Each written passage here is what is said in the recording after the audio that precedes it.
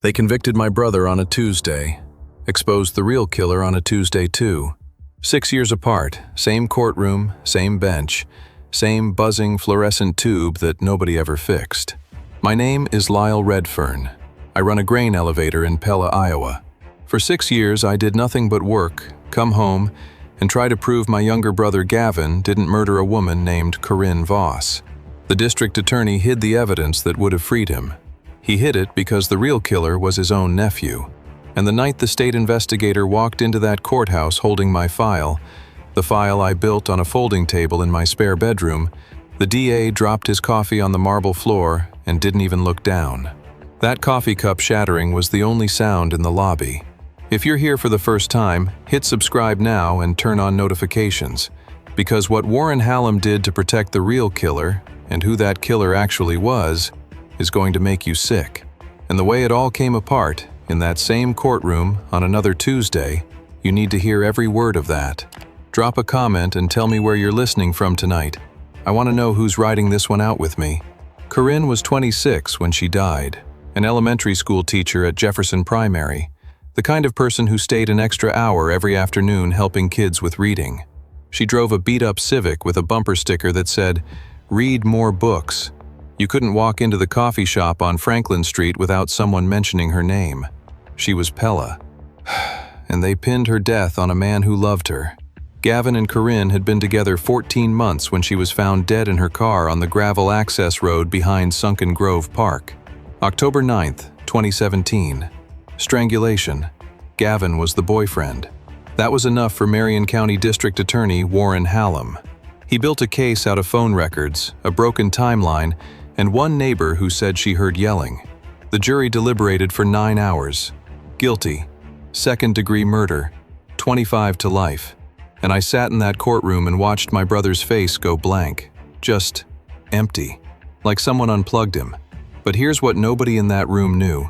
Not the judge, not the jury, not the 100 people packed into those wooden benches. While Warren Hallam stood at that podium and called Gavin Redfern a killer, I had already been inside the county records office 3 times. I had already pulled Corinne's daily planner from the evidence storage annex, the one Hallam never entered into the trial record, and I had already read the entry dated October 7th, 2 days before she died. The entry that named the person she was afraid of. It wasn't Gavin. This story took everything from my family. My brother lost 6 years.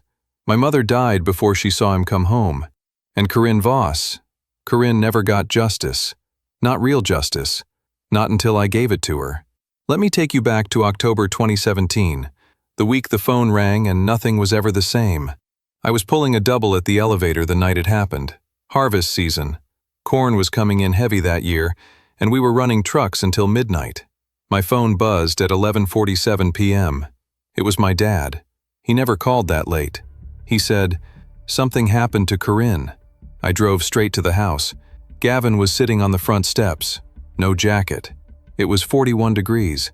He just sat there with his hands between his knees, staring at the lawn. "She's dead, Lyle." That's all he said. Didn't cry, didn't move, just said it flat, like he was reading it off a piece of paper. The next 3 days were chaos. Corinne's parents drove in from Cedar Rapids. The school flew the flag at half-mast. The Pella Chronicle ran her photo on the front page. That one from the school fundraiser where she was wearing the yellow cardigan and laughing at something one of the kids said. Everybody in town had a story about her. She helped with the Tulip Festival setup every May. She organized the coat drive at First Reformed Church 3 years running. Corinne Voss was not a person you forgot. And the cops came for Gavin on October 12th, 3 days after they found her. The detective, I won't give his name because he only showed up that one time, sat across from Gavin for 4 hours. Gavin told them everything. He said he'd last seen Corinne at her apartment around 6 p.m. on the 9th. They'd had dinner. Pasta. He left around 7:30 because she said she had papers to grade. He went home, watched TV, fell asleep on the couch. No alibi, no witnesses. Just a 24-year-old kid sitting alone in his apartment while the woman he loved was being killed 2 miles away. I remember thinking, the police will sort this out. They'll find who did this. Because Gavin didn't do it. I knew that the way you know your own name. Not because he told me, Because I knew him. I changed his diapers. I taught him to ride a bike. I watched him hold Corinne's hand at Thanksgiving dinner and look at her the way you look at someone you can't believe chose you. And then Warren Hallam held a press conference. He stood on the courthouse steps, I watched it on Channel 8, and said the Marion County District Attorney's Office was confident in the evidence and committed to justice for Corinne Voss and her family. He never said Gavin's name. He didn't have to. The arraignment was October 19th, bail set at $750,000. We didn't have $750,000. We didn't have $75,000. Gavin sat in the Marion County Jail for 4 months before the trial even started, and I started digging. Not because I had a plan, not because I was some kind of investigator. I ran a grain elevator. I knew about moisture content and truck schedules and how to fix a belt conveyor at 2 a.m. But I knew my brother, and I knew he didn't kill anyone, and somebody had to do something. The first thing I did was request the trial evidence list from the clerk's office. Public record. Anyone could do it. I paid the $4 copy fee and took it home and spread it across my kitchen table. 43 items. Crime scene photos, phone records, autopsy report, witness statements, fiber analysis. Everything you'd expect. But Corinne kept a daily planner. I knew that because she carried it everywhere. This leather-bound book with a brass clasp about the size of a paperback. She wrote in it every single day. Plans, reminders, sometimes little notes to herself. Gavin mentioned it once, said she called it her second brain. That planner was not on the evidence list. I called the clerk's office the next morning, asked if there was a supplemental evidence list, maybe items logged separately. The woman on the phone was polite. She said no. What I had was the complete list. I called back 2 days later and asked a different person. Same answer. So I went to the courthouse in person. 3rd floor, Records Annex. It was a Thursday, January 18th, 2018. I remember because it was the day after Gavin's pre-trial hearing, and I'd barely slept. The annex was cold. Concrete floor, metal shelving that went back maybe 40 feet. A clerk named Donna sat at a desk near the door. I told her I was looking for evidence logged in the Corinne Voss case that might not have made it onto the official trial list. She looked at me, didn't say anything for a few seconds. Then she said, "Everything from that case is cataloged and accounted for." But the way she said it, I don't know. It was like she was reciting something. Not lying exactly, more like she'd been told what to say if someone asked. On the way out, I passed a man in the hallway. County clerk's office badge, gray suit. He must have heard me asking because he stopped and said, "Mr. Redfern, I understand this is a difficult time for your family, but the case has been resolved.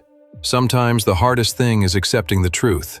He said it gently, like he was doing me a favor, and I stood there with my mouth open because I didn't even know his name and he knew mine. I left, drove home, sat in my truck in the driveway for maybe 20 minutes. I also tried something else that week. I called the pathologist who did Corinne's autopsy, Dr. Tiernan, listed on the report.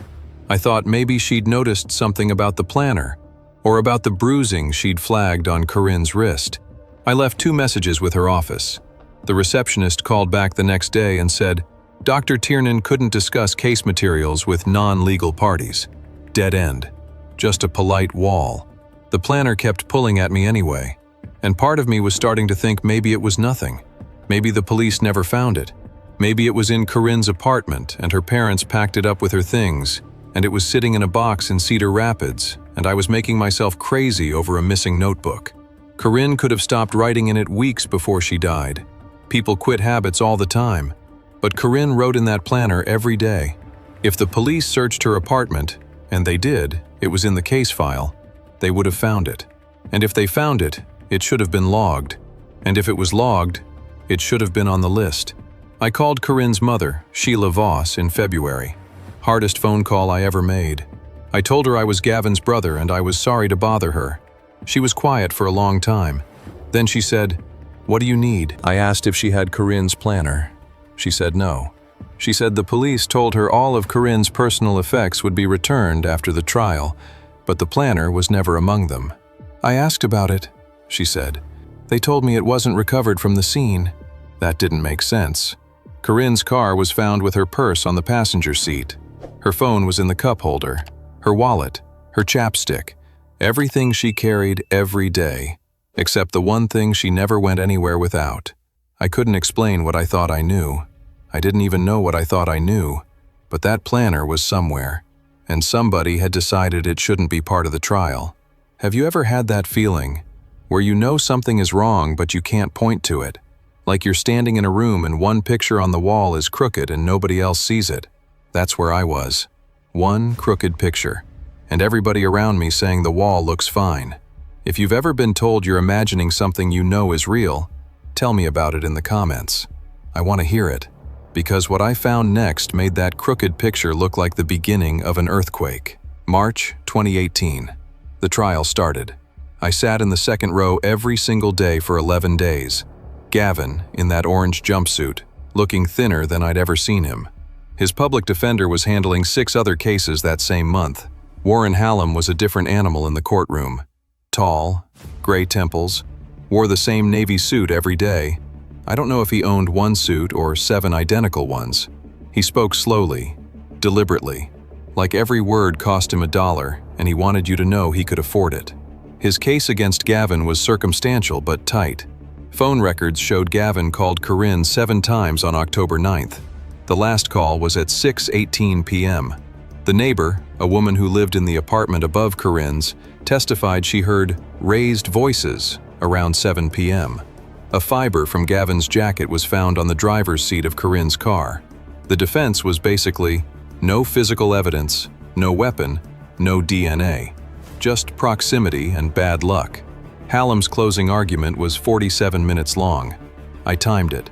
He stood 6 feet from the jury box and said, Gavin Redfern was the last person to see Corinne Voss alive. He called her 7 times that day. He was in her apartment that evening, and the next morning, she was dead. The simplest explanation is usually the truth. And then he looked at Gavin. Not at the jury, at Gavin. And he said, some men can't stand being told no. That line. I'll never forget that line. Because Warren Hallam knew, he knew, Gavin hadn't been told no. Gavin and Corinne were happy. Everyone who knew them said so. But Hallam painted a picture. A jealous boyfriend. A fight that went too far. A man who panicked. The jury believed it. Wait, I skipped something. I was going to tell you about the sentencing. February 22nd, 2018, guilty verdict. Sentencing in April. 25 to life. My mother was sitting next to me when they read the verdict. She grabbed my arm so hard she left bruises. 4 fingerprint bruises on my left forearm. I didn't notice until the next morning. The courtroom cleared out. I stayed. I sat in that pew, because that's what they felt like, church pews. And I stared at the evidence table where Hallam's assistant was packing up the case files. 43 items, neatly organized in 3 boxes. No planner. I knew then. I didn't have proof. I didn't have a theory. I just knew that something was missing, and it was missing on purpose. Hallam walked past me in the hallway on the way out. He slowed down, looked right at me, and he said, "Your brother had a fair trial, Mr. Redfern. I'm sorry for your loss." Said it with this practiced sympathy, the kind you'd use at a funeral for someone you barely knew. Then he kept walking. After the sentencing, I went to visit Gavin at the Iowa State Penitentiary in Fort Madison, 3-hour drive from Pella. I sat across from him in that visiting room with the plastic chairs and the vending machines, and I told him I was going to find out what happened. He looked at me, tired. He'd lost maybe 15 pounds. His sentences came out half-finished, like he didn't have the energy to close them. He said, "Lyle, let it go. You're going to lose your job. You're going to lose your life chasing—" He didn't finish, just shook his head. I said, "You're my brother." He said, "I know. That's why I'm asking you to stop." I didn't stop. I drove home from Fort Madison that evening. 3 hours on Highway 34, flat fields on both sides, the sun going down behind me. And when I got to Pella, I pulled into my driveway and just sat there, engine off, hands on the steering wheel. I thought about what Gavin said. I thought about my mother at home, already getting thinner. I thought about the grain elevator and the mortgage and the fact that nobody in this town believed me, and maybe nobody ever would. And for about 10 minutes, I seriously considered going inside, taking down the folding table, putting the papers in a box, and being done with it. Then I went inside, and I sat back down at the folding table. I worked the elevator during the day and dug through records at night. I set up a folding table in my spare bedroom. I bought a used printer for $40 at the Goodwill in Oskaloosa. I filed public records requests with Marion County, the Iowa DCI, and the Pella Police Department between April and September 2018. 14 requests total. 8 came back with documents. 4 came back with no responsive records. 2 were never answered. I wasn't trained for this. I made mistakes. I requested the wrong form numbers. I sent things to the wrong office. I once drove to Des Moines to file something in person and realized when I got there that the office was closed on Fridays. But I found things. The autopsy report noted bruising on Corinne's left wrist that was inconsistent with the ligature pattern on the neck. The pathologist flagged it. Nobody followed up. Corinne's phone records showed a call at 8:47 p.m. on October 9th, after Gavin said he'd left her apartment. The call came from an unregistered prepaid number. It lasted 11 minutes. Nobody from the prosecution mentioned this call at trial. It wasn't in Hallam's closing. It wasn't in the public defender's defense either. And in November 2018, I found the planner. Not where I expected. Not in the evidence annex or the clerk's office or anywhere official. I found it because Donna, the clerk from the records annex, called me at 9 p.m. on a Wednesday.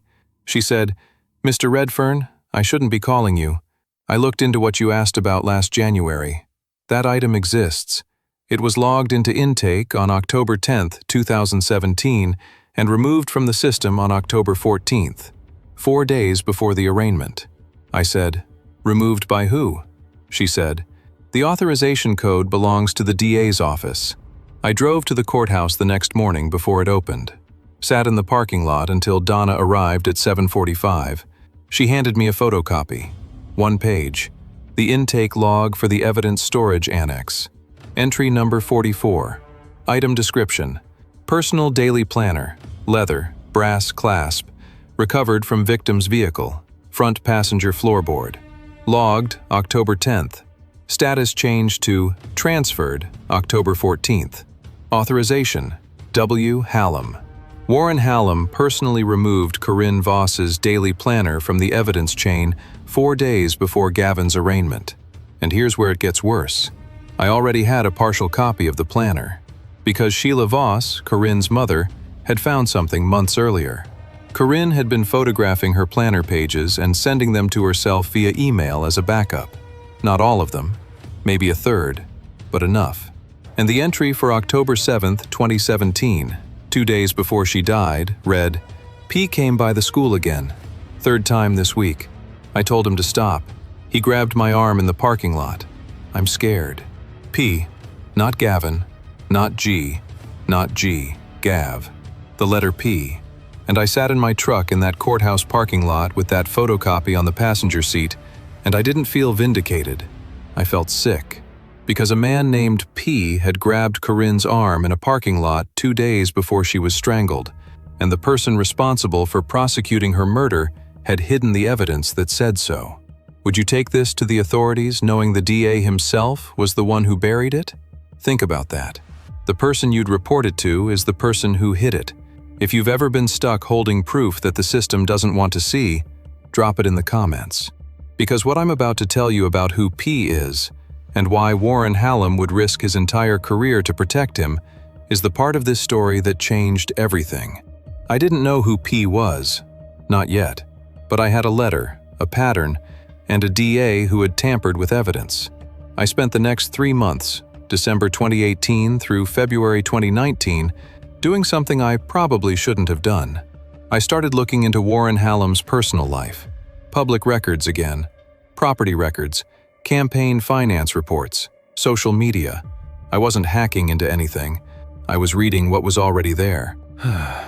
Warren Hallam had been Marion County DA for 17 years, elected 5 times, endorsed by the Pella Police Union, the Iowa Farm Bureau, and the Marion County Chamber of Commerce. He was on the board of the Pella Community Foundation. His wife ran the annual garden show. They went to Central College basketball games and sat in the third row. And his older sister had a son. Preston Teague, 29 years old, lived in Knoxville, about 30 minutes from Pella. Worked at an auto parts distributor. At first, I thought P might have been a co-worker at the school. There was a parent volunteer named Paul something. I found his name in a PTA newsletter. I wasted a week looking into him before realizing he'd moved to Minnesota in June 2017, months before Corinne died. Preston Teague. P. I couldn't prove it yet. A letter in a planner isn't a conviction. But I started pulling Preston Teague's public records, and what I found, I had to read it twice. 3 complaints filed against Preston Teague between 2014 and 2016. 2 for harassment, 1 for criminal trespass. All 3 were in Marion County jurisdiction. All 3 were declined for prosecution by the DA's office, by Warren Hallam's office. I printed every document. I organized them in a binder. I wrote dates in the margins with a red pen. And I called the Iowa Division of Criminal Investigation on March 4, 2019. The agent who answered, I'll call him the DCI agent, listened to me for 22 minutes. I know because I was watching the clock on my kitchen wall the entire time. When I finished, he paused. Long pause. Then he said, Mr. Redfern, I want to be straightforward with you. What you're describing, if accurate, is significant, but you're the brother of the convicted individual, and we receive a considerable number of calls from family members who believe there's been an error. I said, I understand that. He said, send me what you have. I'll review it. I mailed the binder the next day. Priority mail. Tracking number. It arrived March 7th. I checked. And then, nothing. 3 weeks. 4 weeks. 6 weeks. I called twice, left voicemails. Nobody called back. About 5 weeks after I mailed the binder, I was at the elevator unloading a truck when a coworker came up and said someone had been by earlier asking about me. A man in a dark jacket. Said he was from the county assessor's office but didn't leave a card. My coworker said, he asked how long you'd worked here and whether you'd taken any time off recently. I don't know who it was. I never found out. But I started locking my filing cabinet at home after that. 2 weeks later, word must have gotten back to Hallam, because I got a phone call on a Tuesday evening. I didn't recognize the number. A calm voice, measured. He said, Mr. Redfern, this is Warren Hallam. I hear you've been spending a lot of time at the courthouse. People are talking and, frankly, people are worried about you. Grief does things to a person, Lyle. I'd hate to see you do something that makes things harder for your family. He said my first name, like we were friends, like he was concerned. I didn't say anything. He waited. Then he said, take care of yourself, and hung up. My hand was shaking when I put the phone down. Not from fear. From the fact that the man who hid the evidence that could have freed my brother had just called me by name and told me to back off, and I couldn't tell a single person about it. I need to pause here and say something honest. If you're watching this and you've ever been in a position where everyone around you thinks you're wrong, where the people you trust are telling you to move on, where the system is telling you it's handled, where your own family is asking you to please, for the love of God, just let this go, I want to know. Have you been there? Tell me in the comments. Because what kept me going wasn't courage. It was the fact that I couldn't find the off switch. If what you're hearing right now has you hooked, subscribe and like. That's it. Just those 2 things so you don't miss what happens next. Now, the DCI agent did call back. May 14th, 2019. 7 months after I first found the planner evidence. And what he told me cracked this whole thing wide open. He said, Mr. Redfern, we've been looking at the materials you sent. We've opened a preliminary inquiry. I almost dropped the phone. I was standing in the break room at the elevator. My hands were shaking. He said they'd reviewed the evidence intake log and confirmed the planner had been removed under Hallam's authorization. They'd pulled Preston Teague's complaint files and found a pattern. And they'd done something I hadn't been able to do. They'd retrieved the original planner from the DA's office. Though it hadn't been simple. He said Hallam's office initially claimed the item had been returned to the evidence annex. When DCI pushed back with the intake log showing no re-entry, there was a week of back and forth before the county attorney's office intervened and authorized a search. They found it in Hallam's personal office, in a locked desk drawer, for 19 months. The full planner contained entries going back to July 2017. Corinne had written about Preston Teague by first name starting in August. He'd shown up at her school, at the coffee shop, at the parking lot of her apartment. She'd written, and I'm going to say this carefully because it still makes me angry, she'd written on September 22nd, "I told Warren about Preston. He said he'd handle it." She told the DA. She went to Warren Hallam and told him his nephew was stalking her, and he said he'd handle it. 16 days later, she was dead. Warren Hallam knew. He knew his nephew was stalking the victim. He knew about the harassment. He was told directly by Corinne herself, and instead of investigating Preston Teague, he prosecuted Gavin Redfern. The people who cover things up aren't strong. They're trapped. Hallam wasn't some criminal mastermind. He was a man who made one choice to protect his family, and every day after that he had to make the same choice again and again, and every day the walls got closer. The DCI agent said they were working with the Iowa Attorney General's office. He said it would take time. He also said something that sat in my stomach like a stone. The statute of limitations on evidence tampering is 10 years from the date of the act. We have time on paper, but the AG wants this resolved before the next election cycle. Witnesses move. Records get purged. We're not waiting. He asked me to be patient and to not contact Hallam or anyone in his office. I said, "I've been patient for 2 years." He said, "I know. Yes, I know." I remember the elevator had a broken scale that month. We had to weigh every load twice, haul the trucks around the back lot to the old platform. Funny what your brain holds on to. I was standing in the middle of the biggest moment of my life, and what I remember is the scale being broken and the rain that week, and the sound of the trucks idling. I want to tell you that the next part happened fast. It didn't. The state investigation took 14 months, from May 2019 to July 2020. During that time, I visited Gavin every 2 weeks at Fort Madison, 3-hour drive each way. I couldn't tell him what was happening. The DCI told me not to discuss the investigation with anyone, including Gavin. So I sat across from my brother in that plastic chair and talked about the weather and the Hawkeyes and what he was reading, and I couldn't tell him that people were finally listening. And for the first few months after that phone call, I felt something I hadn't felt in years. I felt like maybe this was going to work. Like maybe all those nights at the folding table had actually meant something. And that feeling, that hope, it was worse than the despair had been. Because the despair was flat. I'd learned to carry it. But hope was sharp. It cut every time I touched it because I knew it might not survive. Then 3 months passed with no update. 4 months. I called the agent in September. Voicemail. October. Voicemail. November. He picked up and said, "The investigation is ongoing, Mr. Redfern. I can't discuss specifics," and hung up. 30 seconds. That was all I got for 4 months of waiting. My mother died on February 3rd, 2020. Pancreatic cancer. She was 67. She died believing her youngest son was a murderer. Because I couldn't tell her. Because the investigation was still active, and I'd been told to keep quiet. I can't talk about that part for very long. She asked about Gavin every day until she couldn't talk anymore. The last thing she said to me was, "Take care of your brother." I said I would. She didn't know I was already trying. A man walks into my mother's room the same week and asks me about funeral arrangements, and I'm standing there holding her hand, thinking about evidence logs and prepaid phone numbers and a leather planner in a locked desk drawer.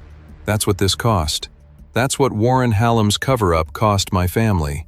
Not just 6 years. My mother. July 2020. The phone rang. The DCI agent. He said, "We're ready to move forward. The Attorney General is filing a motion to vacate Gavin Redfern's conviction and a separate indictment against Preston Teague for the murder of Corinne Voss." I sat down on my kitchen floor. I don't know why the floor. I just sat down. He said there would be a hearing, Marion County Courthouse, August 11th. He said I should be there. I said, "What about Hallam?" He said, "There are additional charges being prepared regarding the suppression of evidence and obstruction of justice. Mr. Hallam will be addressed at a subsequent proceeding." Subsequent proceeding, that's how they say it, like they're scheduling a dentist appointment. For the next 3 weeks, I didn't tell anyone. Not my dad, not Gavin, not my cousin, who'd been the only person in Pella still willing to be seen with me in public. I went to work. I came home. I sat in my spare bedroom and looked at my folding table covered in papers and binders and sticky notes, and I thought, this is real. After 3 years, this is actually happening. And then the doubt hit. I lay awake at 3 a.m. thinking, what if the judge denies the motion? What if Hallam has some legal maneuver I don't know about? What if the evidence isn't enough? I'd spent 3 years building this, and I could see the finish line, and I was more scared than I'd ever been. August 11th, 2020. I put on the only suit I owned, navy blue, bought for my mother's funeral 6 months earlier. I drove to the Marion County Courthouse. Same building, same parking lot, same buzzing fluorescent tube in courtroom B. I got there early, sat in my truck in the parking lot for 20 minutes, and I saw Hallam arrive. He pulled into the far corner of the lot, away from the entrance. He sat in his car for a while, just sitting there. When he finally got out, he stood by the driver's door and adjusted his tie. His hands, I could see from across the lot, his hands weren't steady. He looked smaller than I remembered. Not the man who'd stood 6 feet from the jury box and spoken like every word cost $1. Just a 60-year-old man in a parking lot, alone, straightening his tie. Someone told me later he'd barely slept the week before. I don't know if that's true. I don't know what I feel about it. The gallery was nearly empty. COVID restrictions, capacity limited to 20. But the DCI agent was there. 2 attorneys from the AG's office, a court reporter, and in the front row, across the aisle from me, Sheila Voss, Corinne's mother. She looked at me when I sat down. She didn't say anything. She just nodded. Once. That nod meant more to me than anything anyone said that day. Before we go into that courtroom, I want to ask you something. If you'd spent 3 years building a case, and you were about to walk into the room where your brother's life was taken, and you knew the man who did it was sitting on the other side, would you be steady? Would your hands be still? Tell me honestly. Drop it in the comments. Because mine weren't. Warren Hallam walked in at 9:07 a.m. I know because I was staring at the clock above the judge's bench. He was wearing the navy suit. His hair was shorter than I remembered. He sat at the prosecution table, which struck me as, I don't know, wrong. He'd sat at that table for 17 years sending people away, and now he was the reason someone was coming back. His attorney was next to him, private defense lawyer from Des Moines, the kind that charges by the hour what I make in a week. The AG's attorney, a woman, sharp, calm, no wasted words, stood and presented the motion. She laid it out in chronological order. The planner, the intake log, the October 14th removal, the prepaid phone call, Preston Teague's complaint history, the September 22nd planner entry where Corinne told Hallam about the stalking, the DCI forensic analysis of the planner confirming the handwriting and ink were consistent with 2017. She spoke for 38 minutes. I counted.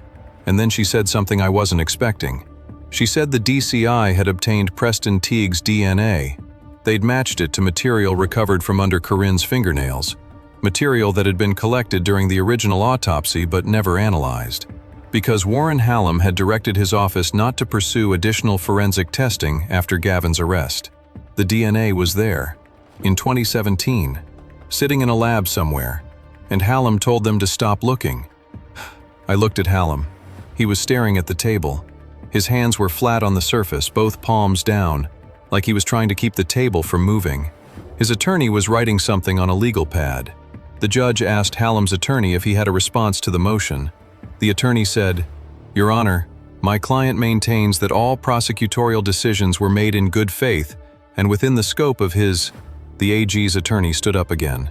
She didn't wait for him to finish. She said, "Your Honor, we would like to present Exhibit 14. She held up a printed email from Warren Hallam's county email address, dated October 13th, 2017, one day before the planner was removed from evidence. sent to the head of the DCI forensics lab. It read, "Per our discussion, no further analysis is needed on the Voss case biological samples. The case is proceeding as charged." The courtroom went silent. Not quiet, silent. I could hear the fluorescent tube buzzing. Hallam's attorney asked for a recess. The judge denied it. The AG's attorney then presented the state's exhibit packet, my binder, my records requests, my timeline, my 3 years of work on a folding table in a spare bedroom. She referenced it by the case number the DCI had assigned when they opened the investigation, and she said, "This investigation was initiated by a civilian referral from Mr. Lyle Redfern, the defendant's brother, who independently identified the evidentiary discrepancies that led to this proceeding." She said my name. In that courtroom, in front of Warren Hallam. He looked at me then, first time, and I saw it, just for a second. Not anger, not hatred, fear, raw fear. The look of a man who has been standing on a trap door for 3 years and just heard the bolt slide, and then it was gone. He looked back at the table, straightened his tie, sat up a little straighter, but I'd seen it. The judge vacated Gavin's conviction at 10:51 a.m. He ordered immediate release.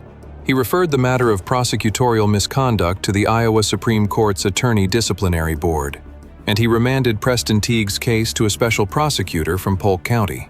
I walked out of that courtroom and sat on a bench in the hallway. My hands were still shaking. Sheila Voss came out a few minutes later. She sat next to me. We didn't talk. We just sat there. Two people who had lost someone to the same lie, sitting on a wooden bench in a courthouse hallway while the system finally did what it should have done 3 years ago. And I cried. Not loudly, just quietly. For Gavin. For my mother. For Corinne, who deserved so much better than what she got. Gavin was released from Fort Madison on August 14, 2020.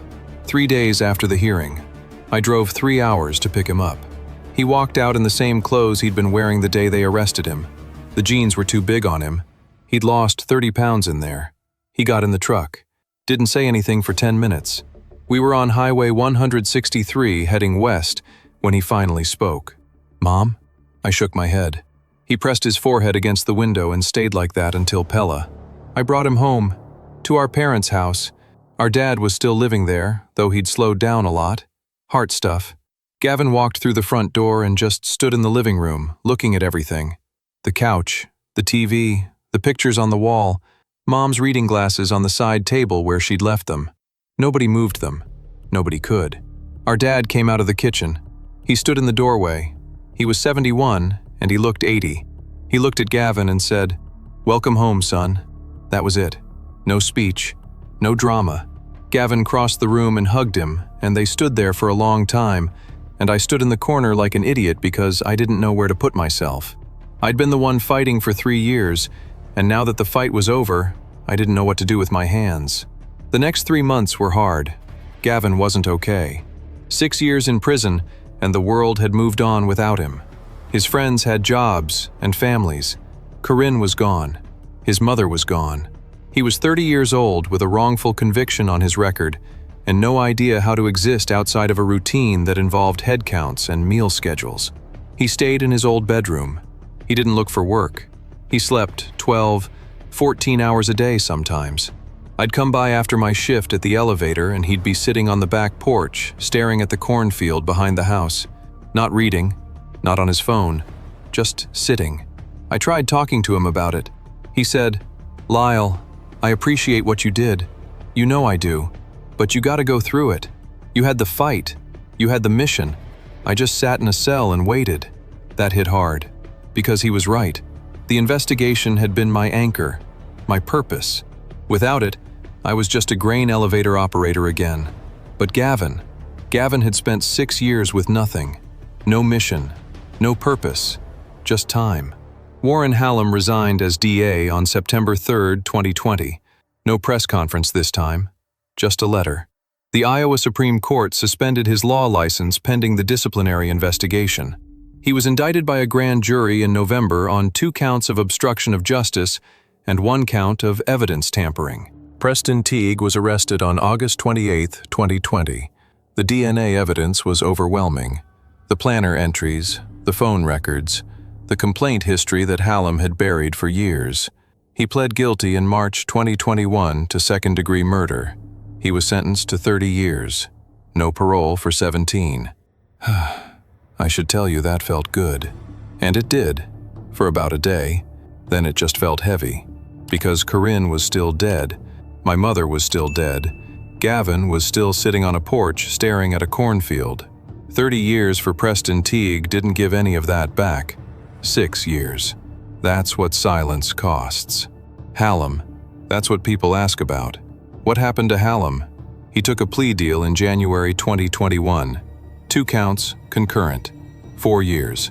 He served 27 months at the Newton Correctional Facility, which is, and I actually did laugh when I learned this, 34 miles from Pella.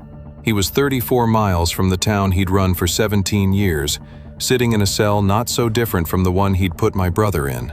I didn't visit him. I thought about it. I didn't. I drove home that night after Gavin was settled at Dad's. The house was dark. I walked into the spare bedroom. The folding table was still covered in papers and binders and sticky notes, and I just stood there. The mission was over, and I was just a man in a room full of paper that didn't need me anymore. I sat down in the folding chair and put my hands flat on the table, and I didn't move for a long time. Gavin started therapy in 2021. The Iowa Wrongful Conviction Fund covered it. He saw someone in Des Moines twice a week. I don't know what they talked about. He didn't tell me, and I didn't ask. But something shifted. By spring of that year, he was coming to dinner at the house on Sundays. He got a part-time job at a garden center outside town. He started running in the mornings, which was new. He'd never been a runner. But he'd circle the block at 6 a.m., and I'd see him from my truck on the way to the elevator, and he'd wave. One Sunday in May, he brought someone to dinner. A woman named Bree. She worked at the garden center. Quiet, direct. She didn't treat Gavin like he was fragile, which I think was the thing he needed most. I filed the wrongful conviction compensation claim on Gavin's behalf. The state of Iowa paid $100,000 per year of wrongful imprisonment. 6 years. The check came in August 2021. Gavin used part of it to put a down payment on a house on the east side of Pella. Small place. 2 bedrooms. A yard with a red maple tree that was already half dead when he bought it. He spent 3 weekends trying to save that tree. I told him it was a goner. He said, "It just needs time." Pella itself, the town took a while. People didn't know what to do with us.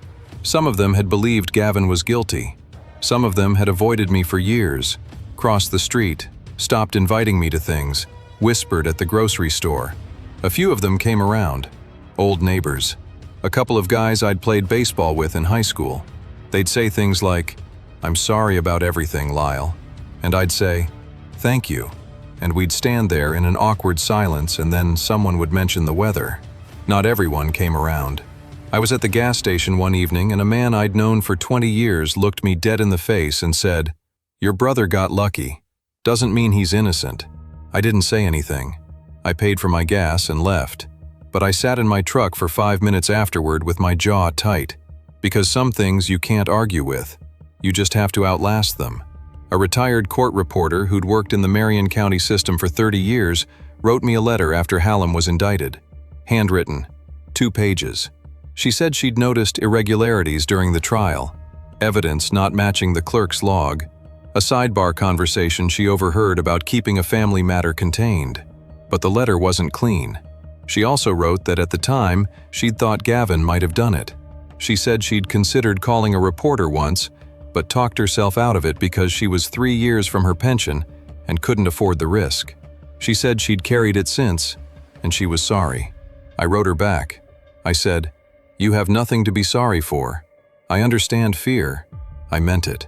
I do understand it. I was afraid the entire time. Every records request, every phone call, every night I sat at that folding table, I was scared. Scared I was wrong. Scared I was right. Scared of what Hallam might do if he found out what I was doing. I wasn't brave. I was just more afraid of quitting than I was of anything else. I said earlier that Hallam wasn't strong, that he was trapped. That's not fair. I don't know what was in his head. I don't know what it's like to choose between your family and the law every single morning. No, I do know. I wouldn't have done what he did. He built his own prison first. The wrongful conviction claim was finalized in 2022. Gavin and Bree got married that October, a Saturday with the kind of warm light that makes everything look like a photograph. Small ceremony, backyard of his new house. My dad was there. My cousin was there. The red maple tree had, against every reasonable expectation, survived. Sheila Voss came to the wedding. She brought a card. Inside, she'd written, "Corinne would have been happy for you." Gavin held that card for a long time. I still drive past the courthouse on my way to the elevator every morning. Same building, same parking lot. They fixed the fluorescent tube in courtroom B sometime in 2021. I don't know why that bothers me. It shouldn't, but I liked it buzzing. It reminded me that broken things can still work. Hallam was released in 2023. He moved to Cedar Falls. I heard he works at a hardware store. I don't think about him much. When I do, I don't know what I feel. Not satisfaction, not anger, something flatter than either. He lost his career, his license, his reputation, his standing in the town he ran for nearly 2 decades, and my brother lost 6 years, and our mother. I don't know how you balance that ledger. I don't think you can. If you made it this far, thank you. This story lived in my chest for years, and saying it out loud to all of you, every part of it, is something I didn't think I'd ever do. If it meant something to you, hit that like button. Subscribe if you haven't. Share this with someone who needs to hear that fighting for the truth, even when nobody believes you, especially when nobody believes you, is not a waste.